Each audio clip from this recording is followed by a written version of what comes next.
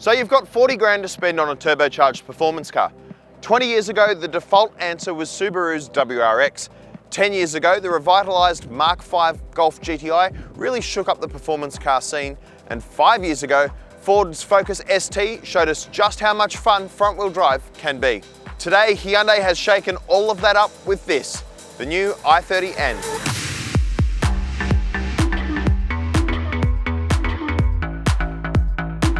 This is Hyundai's first go at a proper performance car, and it's a cracker. We were impressed by its blend of value, performance and tech at the model's launch, but how it compares to rivals is another question altogether. Ford's Focus ST is priced from $38,990 plus on-road costs, or with special offers on right now, you can get it for just under 40 grand on the road. The Focus ST is a real favourite in the Drive office. It's a previous winner of our Best Performance Car under $60,000 class at Drive Car of the Year, and it's a playful machine with plenty of grunt. Powered by a turbocharged 2-litre 4-cylinder turbo engine with 184 kilowatts and 345 newton metres, or up to 360 newton metres of torque with overboost, the Focus drives the front wheels through a 6-speed manual transmission. The Focus ST has been a favourite in the Drive office simply because it's such an engaging drive. You floor the throttle and the steering wheel squirms in your hand with torque steer. If you lift off the throttle sharply coming into a bend, the tail arcs around with lift-off oversteer more dramatically than just about any other car I've driven. It is a lot of fun to drive the Focus, and that's why it's here. This has been a mainstay of this class for a long time for us, and even a Drive Car of the Year category winner. The ST has a real gem of an engine under the bonnet, and it sounds good too, although I suspect some of that is augmented into the cabin by various tubes and pipes and electronic fakery. Certainly sounds good. Responds really well, there's not much lag at all, it just leaps forward when you touch the throttle, and there's an excellent relationship to its gear lever as well. Bit of a longer throw than what you'd find in the i30 or the Golf, but it's no deal breaker at all. The ST is a really fun car to drive. It's also reasonably easy to live with as well. It doesn't have multi-mode suspension. Instead, it makes do with a single tune that is really quite spot on. It's uncanny actually. The car does a great job when you push it hard, but also if you just want to potter around in town, it's actually quite comfortable to live with as well. Couldn't quite say the same about the cabin though. While it has these outstanding Recaro seats and a nice leather trimmed flat bottom steering wheel, there is some matte black plastics that are just everywhere here that really make the car feel a little bit dated and not at all special. Certainly, you know, you can put a lot of people in the Focus ST and they wouldn't really realise this is a performance car or anything out of the ordinary. Couldn't say the same about some of its rivals. ST really is a car that you have to drive. It doesn't feel digital and fake and disconnected like some of its rivals. It feels analog and interactive and just so much fun. This really is one of my favourite cars to drive. Honestly, it's right up there with stuff like a Toyota 86, particularly if you want to do slides and things. This will drop some absolutely massive skids on the way into a corner though, not on the way out. We're not going to demonstrate that on a public road today, but take it from me, the Focus ST is a lot of fun on the road and on the track. The Focus scores points for being cheap to service, but loses ground for having the smallest boot among our hatchback trio. It's also set for replacement soon, so your new car might not feel all that new after a few months. The same is true of Subaru's WRX. The Impreza it is based on was replaced quite a while ago, suggesting that a new Rex is just around the corner. Priced from $39,240 plus on-road costs, the Subaru doesn't stack up too well as a value proposition. You miss out on gear such as sat-nav, autonomous emergency braking and multiple drive modes. It's the most expensive car here to service, and its touchscreen is the smallest one here.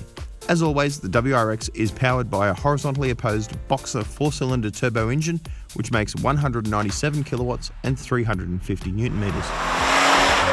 The WRX has the highest power to weight ratio of this group. It really is a quick car in a straight line. Do you know what though? It also has the lowest torque to weight ratio. It doesn't feel as effortless as some of its rivals do on the road. I also have a bit of a hiccup with its relationship between the 6-speed manual transmission and the all-wheel drive system and the engine. There's something in there that doesn't quite gel, particularly at low speed when you're really trying to hustle the car and make progress. There are flat spots in its power delivery and just some frustrations around the way that the clutch engages and the revs pick up again. I struggle to get into a rhythm in this car the way that I do with others. can be a bit disappointing. There are two things that really separate this car from the rest of the group. The first is that it's only available as a sedan, and the second is that it has full-time all-wheel drive as standard. It drives all four wheels all of the time. That's a key part of the Subaru experience. As such, you've always got traction in this car. Do you know what though? It's not always what you expect. We were heading up a steep uphill mountain road earlier today, and the Rex was really struggling for traction at the front end. The inside front wheel would spin and then it would sap power, shut everything down, and just you're left frustrated knowing that there's real potential for performance in this car, but that you're being held back by its electronics and what the engineers have decided is the way that you should drive it. The WRX is disappointing. It feels as though Subaru has just taken a bunch of ingredients, all-wheel drive, a turbo, some brakes, tyres, everything, thrown them all together in hope of creating a great car.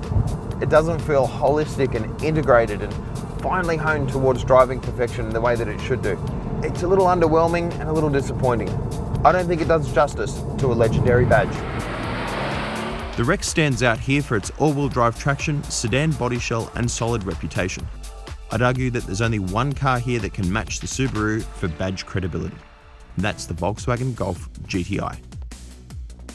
If the original Golf GTI defined the hot hatch segment, more recent models have almost made the class their own.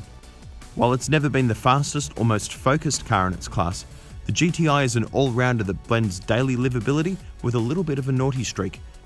While its 2-litre turbo engine produces just 169 kilowatts, the smallest output here, a 350 Nm torque hit gives the Golf plenty of real-world pull. The Golf GTI has the lowest power to weight ratio in this group. It's so low in fact that in some states you can drive this on your learner's permit. Definitely not the case for the WRX. But that doesn't tell the full story, because this is a very light car and it has the highest ratio of torque to weight. So it means that when you put your foot down on the road, it really does hammer along quite well. The GTI is a car that feels stable and composed at most speeds, but it doesn't like to be driven too hard. This is not a track car. You cannot turn off the stability control, and it lacks a limited slip diff up front, which means that when you really push it hard, it starts to scrabble for traction and wheel spin, and you can't really do much about that. You just have to basically drive slower, which, you know, it's not really a great solution, I think. Now, Volkswagen does cater to that with the all-wheel drive Golf R and the Golf GTI Performance that has a proper diff up front, but you can't really get one of those for this sort of price point. You'd have to spend quite a bit more money. For 40 grand, it's GTI or nothing. And you know what? It's not a bad thing. This is a really lovely place to be. It's a car that feels beautifully executed and just so easy to drive. It's got such a light, delicate relationship between the clutch and the gear knob. The steering feels excellent, and you've got this brilliant cabin with the tartan seats and, you know, soft touch plastics and, you know, the best touchscreen in the group and all that sort of stuff. This really is a pleasant place to spend your time as a driver. And the real ace up Volkswagen sleeve is its dual clutch automatic transmission. All of the cars here that we're testing today are manuals, and as such this has a 6-speed manual with this lovely golf ball dimpled style gear knob that is quite a retro throwback to the original GTI. But if you don't want to shift gears yourself, you can have a 7-speed DSG dual clutch automatic gearbox with paddle shifters, and it is the best automatic transmission you'll find in this class. The Focus and the Hyundai do not offer an automatic transmission. The Subaru does, but it's a CVT auto that I just don't want to talk about. It is the worst transmission I've ever encountered in a performance car, period.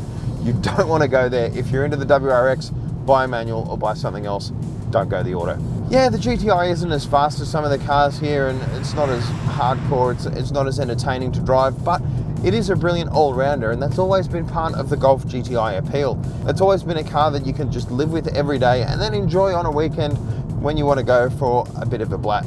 Tends to lean more towards comfort than performance. I'm not particularly impressed by how the GTI handles when you really get up it, but that's, again, that depends on what you want from the car. If you're going to drive a car like this from Monday to Friday, it's probably the one you choose. It's all the car you need. But is it all the car you want? The Golf GTI really is a hot hatch benchmark, which is exactly why Hyundai targeted that car with its new i30N. This model really does represent a breakthrough for Hyundai, its first proper performance car for Australia, and the first in a line of N-badged performance machines. The N treatment brings you a 2-litre turbocharged engine based on a similar motor found in the Sonata, though it's tuned to 202 kilowatts and 353 newton meter outputs, which rise to 378 newton meters during brief periods of overboost.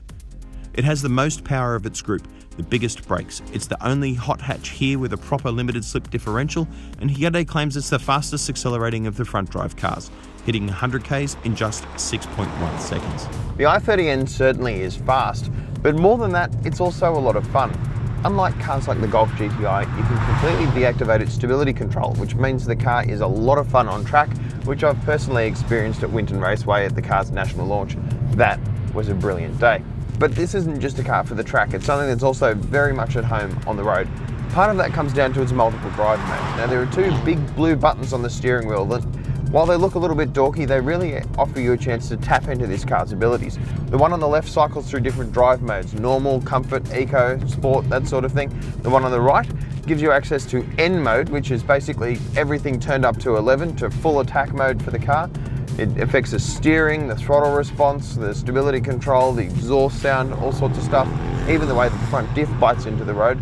And the other mode is a custom mode, and that's what I really like to use on these sort of roads that are a little bit broken and lumpy. It allows you good control over the car without getting bounced off the road, but it also gives you the sharpest throttle settings and stability control and all that sort of stuff as well. Excellent to have that in the car, something I really do applaud Hyundai for including. Hyundai admits that there is one big flaw with this car, and that is right here. There is no automatic option for the i30N, at least not yet. There'll be an 8-speed dual-clutch automatic transmission on the way late next year. Certainly, I don't mind the manual transmission particularly. When each gear shift is accompanied by applause, you get that nice little crack from the exhaust. It makes you feel special. Reminds you that you're driving something that's a little out of the ordinary.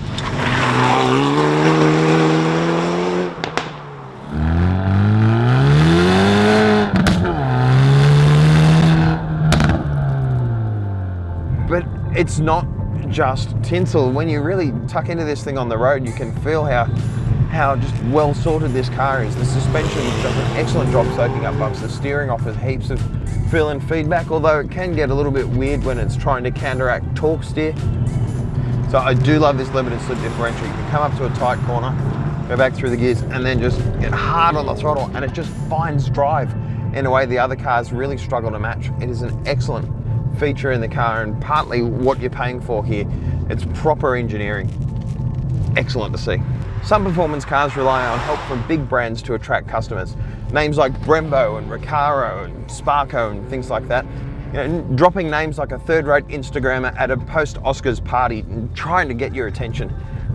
Hyundai hasn't gone for that at all. In fact, they've gone a much cheaper route. They've developed pretty much everything in-house. The seats, the brakes, the gearbox, all that sort of stuff is from Hyundai. And while it doesn't have the sexy badging of something like Brembo brakes, the brakes on this car work fine. They're great on the road, great on the track. They offer plenty of bite and feel, and Hyundai's done an excellent job engineering them.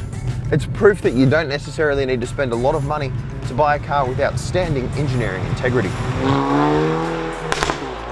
The Hyundai is priced from $39,900 plus on-road costs, which makes it cheaper than the GTI and puts it about on par with the WRX.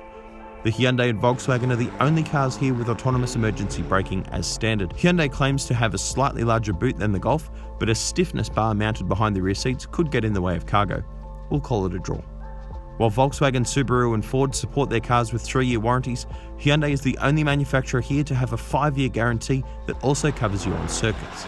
Track day warriors will also be able to tap into accessories such as semi-slick tyres, brake cooling ducts and a fire extinguisher bracket, all through your official Hyundai dealer. It's also the cheapest car to service. It's a cliche to say that these are all great cars, and they are. For some performance buyers, front-wheel drive just won't do, making the Subaru WRX the default choice at this price point. Ford's Focus ST remains impressive if dated. We expect big things from the next-gen Focus, which is due to make its debut any day now.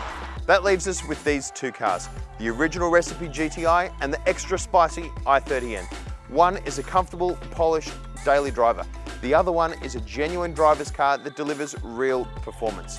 And if you want a turbocharged car for $40,000, the i30N is the car I'd recommend. The i30N appeals to your heart, mind and wallet. It's the complete package and it shakes up everything we know about hot hatches.